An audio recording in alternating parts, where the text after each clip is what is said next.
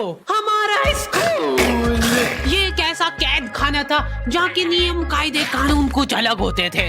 इस जेल के कैदी डेली अपने घर से बस्ता टांग के यहाँ पे आते हैं दिहाड़ी करने। कई माँ बाप उनके बच्चों को खुद इस जेल में फेंक के जाते हैं ताकि उनका बच्चा जिंदगी में एक सक्सेसफुल दिहाड़ बन सके। दरिंदे रोक दे बच्चा। मैं अपनी दिहाड़ी करने वैन से जाता था। हमारी वैन वाले ड्राइवर का नाम था भैया जी और उसकी वैन का नाम था मैजिक, जिसका हर दूसरे दिन टायर पंचर हो जाता था। बच्चे लोग स्कूल जाके पढ़ना सीखे ना सीखे टायर पंचर बनाना जरूर सीख जाते थे। लेकिन भैया जी से मेरा अलग अटैचमेंट था। उनसे मेरे को दिल से नफरत थी। ये आदमी सुबह 5 बजे आके मेरे घर के सामने हॉर्न बजाता था। अरे भैयू, ओए भैयू, जल्दी से तैयार हो जा बेटा, 5 मिनट में निकलना है फटाफट। 9 बजे का स्कूल है यार हमारा। लेकिन ये आदमी सुबह सबसे पहले आके मेरे को लेता था। उसके बाद हम 3-4 घंटे पूरे शहर भ्रमण पे निकलते थे। शहर के पूरे आखिरी कोने से बच्चे ले लेके आता था ये आदमी। जहाँ पे वैन जा भी नहीं सकती उधर कूदा कूदा के ले जाता था ये, और फिर टायर पंचर हो जाते थे। शाम पड़े वापस से हमको घर घर छोड़ के आता था ये। जिंदगी बर्बाद कर दी थी भैया जी ने मेरी। सबसे पहले लेते थे और सबसे आखिर में छोड़ते थे। लेकिन मैं फिर भी उसी वैन में जाता था क्योंकि चमेली भी हमारी वैन में आती थी। और बात यह है कि वो मेरे पास ही बैठती थी, मतलब मजबूरन। उसके पास और कोई ऑप्शन ही नहीं बचता था और मैं बचाता भी नहीं था। मैं घर पे जाते से जो 2-3 घंटे मेरे को सोने के लिए मिलते थे उसमें सोता नहीं था और मैं प्लानिंग करता था कि कैसे चमेली सिर्फ मेरे पास बैठे। चमेली सबसे आखिर में आती थी और मैं सबसे पहले सुनसान वैन में चढ़ के बस्ता अपने पास में रख के और फसर के सो जाता था। बाकी सारे बच्चे अपना बस्ता गोदी में रखते थे क्योंकि तुम्हारे बाप की वैन नहीं है, मतलब मेरे भी नहीं थी। पर मेरे ऊपर भैया जी को तरस आ जाता था कि बेचारा 5 बजे से आया है, तो वो सोने देते थे। लेकिन मैं सोता नहीं था। मैं आंख बंद करके चमेली के घर का इंतजार करता था। तो क्योंकि चमेली आखिरी में आती थी तो वैन पूरी पैक पुक हो रखी होती थी। बच्चे बाहर उबल रहे होते थे और मैं अपना बस्ता पास में रख के एक्टिंग देखो एक्टिंग। और जैसे ही वो आती थी, हड़बड़ाना नहीं, ऐसे टाइम पे हड़बड़ाते नहीं है कि फटाफट बैग उठाया और आओ इधर बैठो जल्दी। मत करना ये हरकत, भाग जाएगी वो। ठरक नहीं झलकना चाहिए जरा सिक भी, एकदम सटल रखना है। क्या हुआ, और कहीं जगह नहीं है क्या? तेरे मुंह में मूत दूंगा मैं। अच्छा ठीक है, इधर ही बैठ जाओ। देख रहे हो एक्टिंग, देखो तुम लौंडे की। ना जाने कौन सी नशीली खट्टी मीठी खुशबू लगा के आती थी चमेली। आज तक उसकी खुशबू है मेरी नाक में। मैं वो खुशबू का पूरा मजा ले ही रहा होता हूँ, इतने में एकदम भभका बास आती है निकाह से। जैसे ही मैं बाहर झांकता हूँ, मरा हुआ कुत्ता पड़ा है वहाँ पे। एक काली कार सूख करके निकली और मेरे बच्चे को मार दिया। कैसे करके निकली? शुक। ऐसे नहीं निकली थी, मैं यहीं पे खड़ा था, वो कार आई थी और जैसे ही वो बच्चा नीचे आया तब वो खड़ा, वो बच्चा चिल्लाया और फिर कार करके भाग गई। उधर कुछ बच्चे ऑटो रिक्शा से भी आते थे स्कूल। ऐसा लगता था कि पूरे स्कूल के बच्चे इस एक ऑटो रिक्शा में ठूस ठूस के ले जाता है वो। ये ऑटो वाले और भैया जी दोस्त थे और अब ये बीच सड़क पे रेसिंग लगवा रहे हैं। इनकी गाड़ियां उबला रही है बच्चों से, फिर भी नहीं मान रहे ये लोग। नहीं जीतूंगा। स्कूल जाके वो पीछे मुलट के देख रहा है तो एक बच्चा नहीं बचा उसके ऑटो रिक्शा में। हमारे भैया जी बेचारे पीछे से उनके गिरे हुए बच्चों को उठा उठा के ला रहे थे। ये सब हरकतें करके हम लोग जैसे तैसे कैद खाना पहुंच जाते हैं।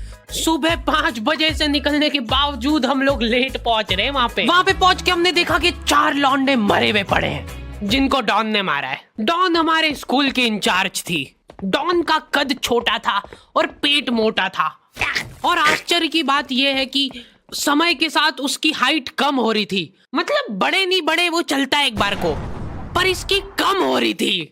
डॉन बहुत स्ट्रगल करके कार से स्कूल आती थी खड़े होके, क्योंकि बैठ जाए तो उसको सामने की सड़क नहीं दिखती थी। वो अलग बात है, खड़े होके भी पूरा नहीं दिखता था। हर रोज 2-4 कुत्ते कुचलते हुए आती थी वो। फिर मेरे को समझ आया कि रास्ते में जो कुत्ते दिखे थे वो डॉन इस कैद खाने में छत पे बैठी रहती थी स्नाइपर लेके। कोई भी कैदी कुछ गलत गतिविधि करता हुआ दिखता था तो वहीं पे, मैडम इनकी लाश का क्या करना है? अरे ये तो आपको पता ही है। कहाँ रह गए थे यार झमू दीदी? फटाफट ये खून वून साफ करो। झमू दीदी बुलेट से स्कूल आते थे और ये अफवाह फैली हुई थी पूरे स्कूल में कि उनके घर पे मर्सिडीज भी है, लेकिन झमू दीदी हम्बल रहना पसंद करते हैं। ऐसा कहा जाता था कि ये स्कूल ऑन पेपर झमू दीदी के नाम पे ही है, पर वो हम्बल रहने के लिए यहाँ पे झाड़ू पोछा लगाती है। वैसे मैडम, इन्होंने करा क्या था? गैर कानूनी पेन फाइट का सट्टा खेलते थे ये लोग क्लास में। उससे मेरे को प्रॉब्लम नहीं है, मेरे को क्यों नहीं? हाँ, हमारी क्लास में पेन फाइट का सट्टा चलता था। हमारे इधर जो लौंडा पेन फाइट में जीतता था, सामने वाले का पेन उसका हो जाता था। कुछ बच्चे अपना सब कुछ दांव पे लगा देते थे और कर्जे में डूब जाते थे। फिर भी वो लोग हार नहीं मानते थे और अपने दोस्त से पेन उधार लेके खेलते थे और वापस हार जाते थे। तो अब क्लास में कुछ बच्चों के पास पोटला भर के पेन पड़ा है और कुछ बच्चों के पास पेन ही नहीं है।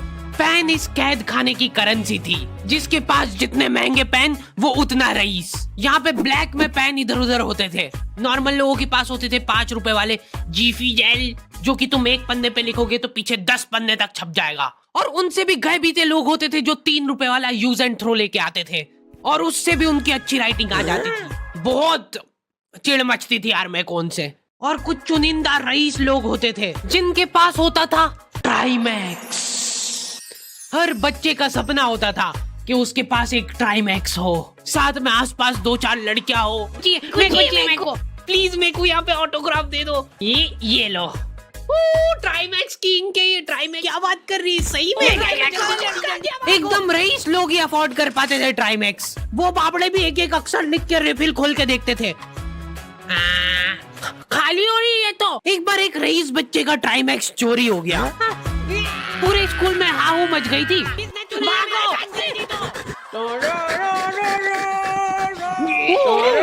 देखो, उस दिन हमको पता चला कि वो आदमी दौड़ भी सकता है। हमारे स्कूल में कुछ भी कांड हो रहा है, ये आदमी सबसे पहले दौड़ के आएगा, पूरा बैग खोल चोर, और बच्चों के बैग चेक करेगा। स्कूल वालों को भी इसकी सैलरी देते वक्त सबसे ज्यादा आखरती है। सैलरी किस चीज की? इस आदमी की शक्ल देख के ऐसा लगता था कि ये स्पोर्ट्स की आड़ में वैन वालों के साथ मिलके बच्चों की स्मगलिंग करता है। इस महान आदमी का नाम था भूषण। इसने अपनी जांग पे टैटू करा रखा था, भू अलग जांग पे, सड़ अलग जांग पे। सर कल से खो खो खेलने के लिए कितनी बजे आना है? वो तो बैग चेक करा पहले तू। इन्होंने पूरे कैद खाने के कैदियों को लाइन से खड़ा कर दिया है। पेन हमारी क्लास के बच्चे का गुमा है और पूरे स्कूल में ढूंढ रहे हैं लोग। आखिरी में पता चलता है कि वो बच्चा घर पे भूल के आ गया था उसका पेन। सॉरी बेटा, एक फेट में मुंह देगा।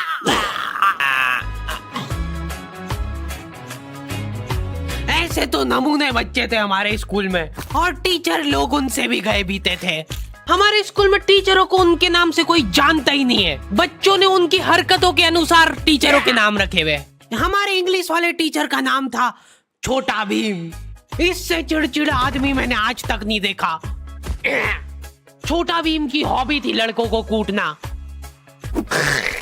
उस बेचारे की हाइट छोटी थी तो बच्चे के मुंह तक उसका हाथ ही नहीं पहुंचता था। बेचारा उचक उचक के मारता था, फिर भी कमर तक ही हाथ पहुंच पाता था उसका। एक पॉइंट पे मेरे को ऐसा लगने लग गया था कि उसको सैलरी लड़कों को कूटने की मिल रही है। कभी किसी बच्चे को बहुत ज्यादा मार दिया, घायल हो गया वो बेचारा, ये लो आपका एक्स्ट्रा बोनस।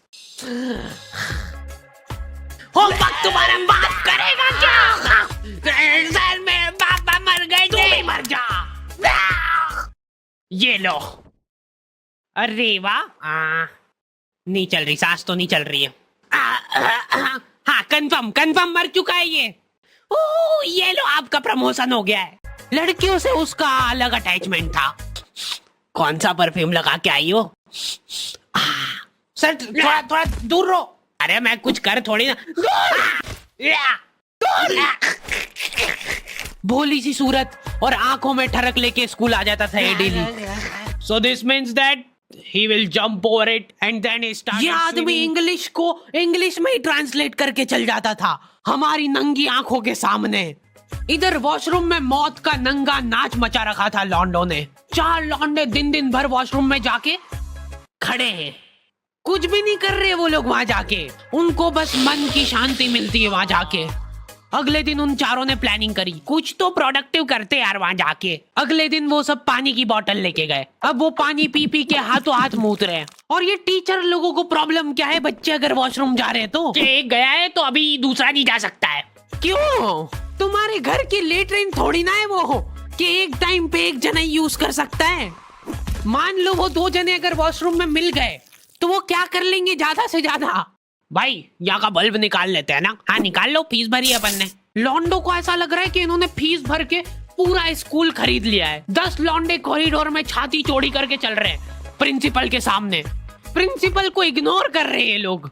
इनको ऐसा लग रहा है कि इन्होंने फीस भर दी है तो प्रिंसिपल इनके पैर पड़ेगी। उनमें से आधों ने फीस भरी भी नहीं है। हमारा स्कूल बिल्कुल सेफ नहीं था। हमारे वॉशरूम में चोरियां हो जाती थी यार। बल्ब चोरी करने के बाद सब लोग अंधेरे में मूत रहे एक दूसरे के जूते पे। उधर उधर कर। उसके बाद पूरे वॉशरूम में कुछ दिख नहीं रहा है चोरी करने का। तो ये लोग हाँ नल उखाड़ के ले गए। नल कौन ले जाता है? कभी वो मछली वाले साबुन चोरी हो जाते थे, कभी ये फिनाइल की सफेद गोली को माउथ फ्रेशनर समझ के खा जाते थे। भाई भाई इसको चबा मत, इसको चूस, ज्यादा देर तक चलेगी ऐसे। ठंडक हो रही भाई, ठंडक।